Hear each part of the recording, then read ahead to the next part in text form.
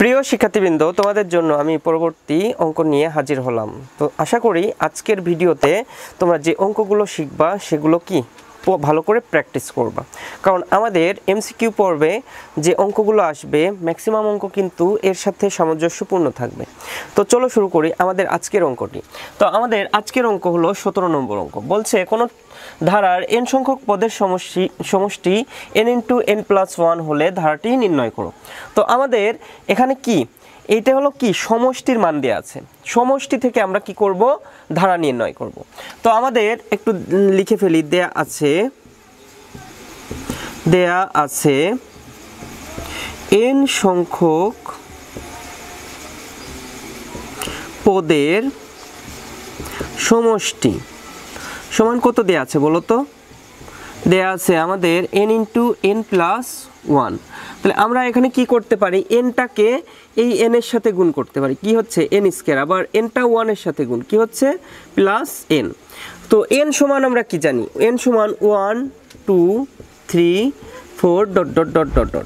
এখন আমাদের কি এই যে সমীকরণ আমরা তৈরি করলাম, সেই সমীকরণে আমরা কি করব, আমরা মানগুলো বসাই দেব। কি মান? n = আমরা যে মানগুলো পেয়েছিলাম, তাই না? তাহলে আমরা লিখে ফেলি n = 1 হলে, তাই না? তাহলে n = 1 হইলে আমাদের কি হবে, প্রথম পদের সমষ্টি, তাই না? প্রথম পদের সমষ্টি, তাই না? তো প্রথম পদের সমষ্টি কি s1 সমান আমরা কি লিখতে পারি, তাহলে 1² + 1, কারণ কি n এর মান কিন্তু 1ই, তাহলে 1² + 1 কি হবে 1 + 1, কারণ 1 এর স্কয়ার করলে 1ই, +1 = 2, তাই না? এরপর কি আমরা লিখতে পারি n = 2 হলে, তাহলে দ্বিতীয় পদের সমষ্টি, তাহলে s2 সমান আমরা কি করব, এই 2টা এই সমীকরণে বসাবো, তাহলে 2² + 2, তাহলে আমাদের কত হচ্ছে 2 × 2 = 4 আর 2 কত 6। ওকে, তাহলে আশা করি এইটুকু বুঝতে পারছো। এবার কি n = আমরা কি করব 3 হলে, তাহলে তৃতীয় পদের সমষ্টি, তাহলে s কত বলো তো 3 সমান আমাদের কত হচ্ছে বলো তো 3² + 3, কারণ আমাদের কি n এর মানও আমাদের 3, তাহলে 3 × 3 = 9, 9 + 3 কত বলো তো, 9 + 3 কত 12, তাই না?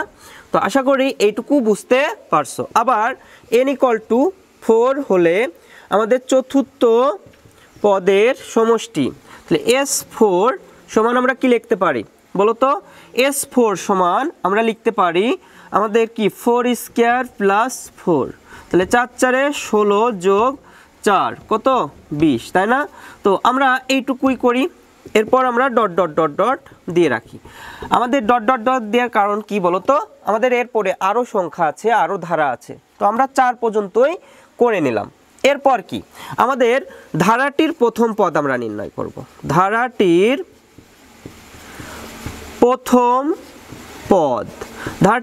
পদ আমাদের কি বলতো, প্রথম পদ আমরা জানি a = আমরা কি জানি, এই যে সমষ্টি যেটা থাকবে ধারাটির প্রথম পদের সমষ্টি আর তম পদ একই, প্রথম পদ একই, তাহলে a = আমরা কি লিখতে পারি 2।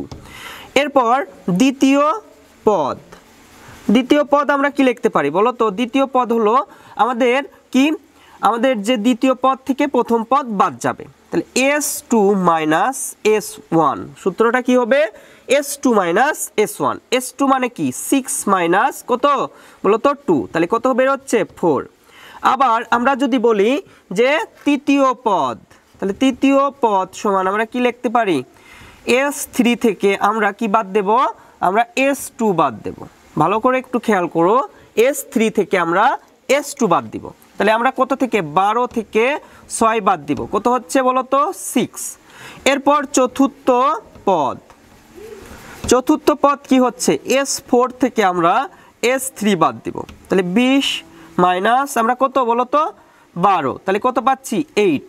তো আশা করি তোমরা প্রথম পদ, দ্বিতীয় পদ, তৃতীয় পদ, চতুর্থ পদ বের করা শিখে গেছো। এখন আমাদের কি করতে হবে, আমরা ধারাটি লিখে ফেলবো, তাই না? আমরা কি করব, ধারাটি লিখে ফেলবো। তো চলো শুরু করি, ধারাটি লিখে।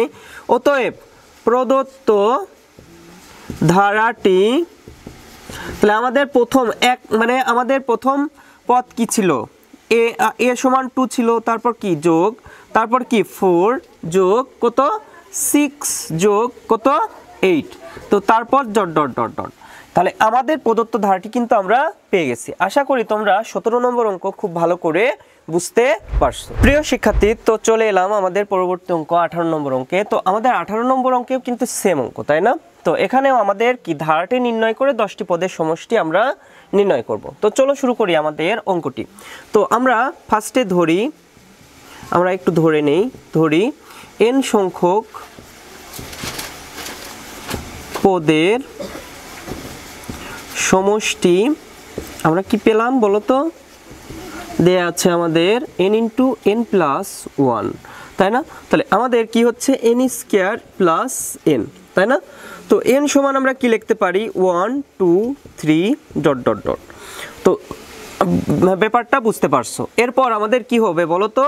আমাদের n = আমাদের কি 1 হলে আমরা আবার কি আগের অঙ্কটার মতন কি করব, এখানে মানগুলো বসাবো। তাহলে প্রথম পদের সমষ্টি, তাই না? তাহলে প্রথম পদের সমষ্টি কি হবে বলো তো? আমাদের 1² + 1 = কত বলো তো?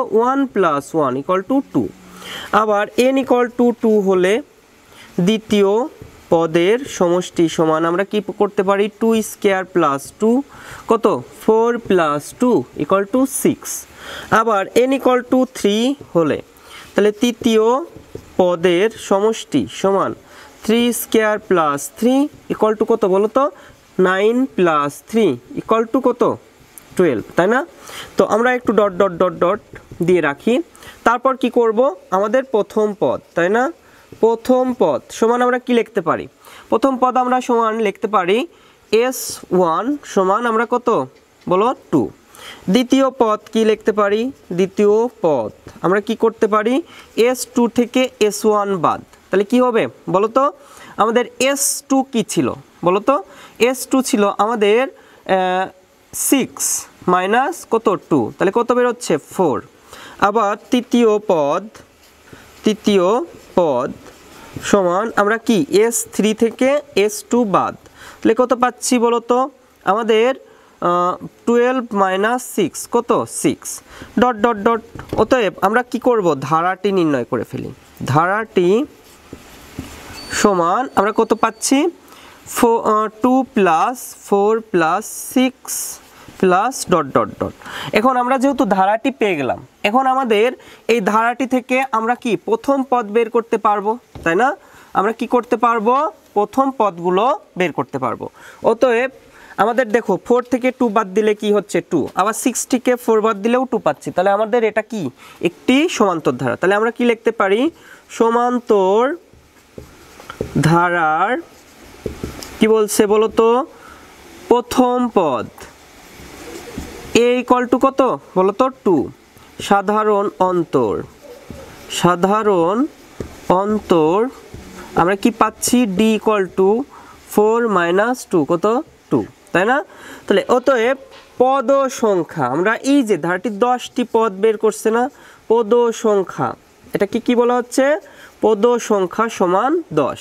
তাহলে আমরা এখন কি করব 10টি পদের সমষ্টি নির্ণয় করব এখান থেকে। তাহলে আমরা শুরু করি। অতএব ধারাটির 10টি পদের সমষ্টি, তাই না? আমরা সমষ্টির সূত্র কি জানি বলো তো? s10 সমান কত জানি 10/2 × 2a, তাই না? প্লাস 10 - 1 × d, তাই না? তো আমরা 5 দুগুণ কত পাচ্ছি 10, তাহলে 5 2 এর মান কত 2 প্লাস 10 এর থেকে 1 চলে গেলে 9, d এর মান কত 2, তাহলে কত পাচ্ছি 5। আমাদের 2 দুগুণ 4 প্লাস 9 দুগুণ 18, তাই না? তাহলে আমাদের এখানে কত হচ্ছে বলো তো 5 গুণ 18 আর 4 কত 22, তাহলে 22 গুণ আমরা যদি 5 করি 5 দুগুণ 10 এর 0, 5 দুগুণ 10, 10 আর 1 11, এইটাই কিন্তু আমাদের অ্যান্সার। তো 110 আমাদের প্রদত্ত অঙ্কের অ্যান্সার। তো এই অঙ্কটা একটু ভালো করে করো, তোমাদের এই টাইপের অঙ্ক খুবই ভালো করে এসএসসিতে চলে আসে। তো আমাদের পরবর্তী অঙ্ক আমরা চলো শুরু করি। শিক্ষার্থীবৃন্দ, তোমাদের যে অঙ্কটা এখন করাবো এই অঙ্কটা খুবই খুবই খুবই ইম্পর্টেন্ট। কেন জানো? তোমাদের ম্যাক্সিমাম যদি তোমরা সৃজনশীল অ্যানালাইসিস করো তাহলে এই 19 নম্বর অঙ্কটা তোমাদের খুব পরিমাণে বোর্ডে আসছে। তো এই অঙ্কটা তোমরা খুব ভালো করে প্র্যাকটিস করো যেন এসএসসিতে তোমাদের এই অঙ্ক নিয়ে কোনো প্রবলেম না হয়। তো চলো শুরু করি আমাদের 19 নম্বর অঙ্ক। তো আমাদের 19 নম্বর অঙ্কে বলছে প্রথম 12 পদের সমষ্টি 144। তো আমরা একটু দেয়া আছে দিয়ে লিখে ফেলি। দেয়া আছে আমাদের কি 12 পদের সমষ্টি কি দেয়া আছে বলো তো? 144। ওকে, তো আমাদের 12 পদের সমষ্টির সূত্র কি বলো তো? আমরা জানি 12/2 into 2a plus 12 minus 1 into D, তাই না, ইকুয়াল টু 144। আশা করি এইটুকু খুব ভালো করে বুঝতে পারছো। এরপর কি আমরা যদি কাটাকাটি করি তাহলে এখানে কত পাচ্ছি? 6 পাচ্ছি, তাই না, বাই 2a প্লাস 12 থেকে 1 চলে গেলে আমাদের 11d ইকুয়াল টু 144। তো আমরা 6কে ওই পাশে নিয়ে চলে যাই। যদি ওই পাশে নিয়ে চলে যাই তাহলে আমাদের কত থাকে বলো তো? আমাদের 2a plus 11d equal to 144/6। তাহলে আমরা 2a plus 11d equal to কত পাচ্ছি? 144 ভাগ যদি আমরা কত পাই? 144 ভাগ যদি আমরা 6 করি তাহলে কিন্তু 24 পাই, তাই না? তো এটাকে আমরা 1 নাম্বার সমীকরণ দিয়ে রাখলাম। এর পরবর্তীটুকু কি বলতো? আমাদের আবার কি দিয়ে আছে? প্রথম 20 পদের সমষ্টি। তাহলে আমরা লিখে ফেলি অতএব 20 পদের, আচ্ছা আবার লিখে নাও, আবার 20 পদের সমষ্টি সমান আমরা কত পাচ্ছি বলতো? আমরা পাচ্ছি 560, তাই না? তো আমাদের 20 পদের সমষ্টি আমরা সূত্র করি 20/2 মানে n/2, তারপর কি 2a প্লাস আমাদের 20 minus 1 into D equal to 560। তো আশা করি বুঝতে পারছো। এখন 2 এর সাথে 20 কাটাকাটি করলে কত হয় বলো তো? আমাদের অবশ্যই 10 হয়।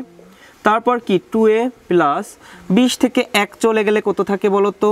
19d, okay, equal to 560। তারপর কি আমরা 10 ওই পাশে নিয়ে যাই, 2a plus 19d equal to 560/10। তাহলে আমরা যদি ক্যালকুলেশন করি তাহলে কি হচ্ছে? 2a প্লাস 19d সমান আমরা কত পাচ্ছি? 56 পাচ্ছি, তাই না? এটাকে সমীকরণ 2 দিয়ে দিলাম, তাই না? তো 1 নম্বর আর 2 নম্বর সমীকরণ তোমরা আশা করি বুঝতে পারছো। এর পরবর্তী লাইন কি হবে বলো তো? আমরা কি করব? আমাদের সমীকরণ 1 থেকে 2 আমরা কি করব? বিয়োগ করে দেব। তো চলো শুরু করি আমাদের সমীকরণ 1 থেকে 2 বিয়োগ করার কাজ। তো আমরা একটু লিখে ফেলি সমীকরণ 1 মাইনাস 2, তাই না? করলে আমাদের কি হচ্ছে? 2a plus 11d equal to 24, আবার 2a plus 19d equal to 56। অবশ্যই বিয়োগ করার সময় আমরা কি করব? চিহ্নের চেঞ্জ করে দিব, তাই না? যোগ আছে সব জায়গায়, বিয়োগ। তাহলে 2a কাটা, তাই না? 2a যেহেতু আমাদের কাটা হয়ে যাচ্ছে তাহলে আমরা কি করতে পারি?